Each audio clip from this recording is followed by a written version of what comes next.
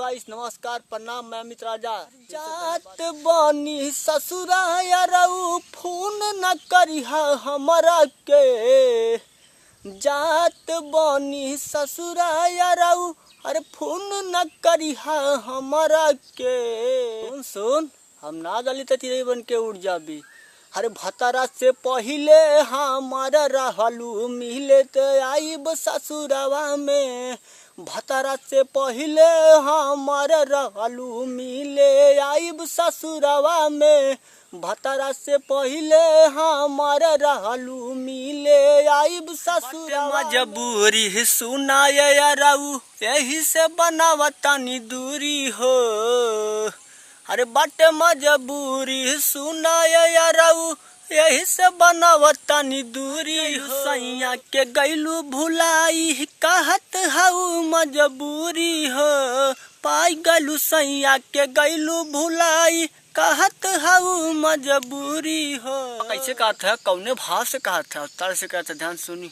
जानी जाए रानी तू ससुरवा हो, जानी जाए रानी तू ससुरवा हो, न तो खा ले बहमहू महू। जा रानी तू ससुरवा हो, जानी जा रानी तू ससुरवा हो, न तो खा ले बहमहू महुरवा हो।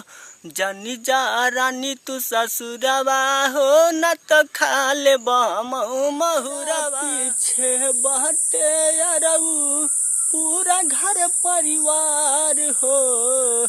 तू हम पे विश्वास कर राजा, हम अगला जन्म में तुहार जरूर बन के आई।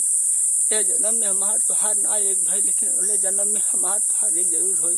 सुना, तोहरा पीछे बाटे यारऊ पूरा घर परिवार हो। अगला जन्म में बनी के आइब राजा अमित तोहार हो। तू काहे कैसन कहा था, हमार कलेजा काट ले बा राजा। तू हमसे तोसे बहुत प्यार कैले बानी, ऐसा मत कहा। हम तोहरा बिना ना जी पाए। सुना, तोहरा पीछे बाटे यारऊ पूरा घर परिवार हो। अगला जन्म में बनी के आइब राजा अमित तोहार हो। चली जइबू ससुरा काटी कैसे रतिया, चली जइबू ससुरा काटी कैसे रतिया। याद आई रानी हाई सारी सारी रतिया।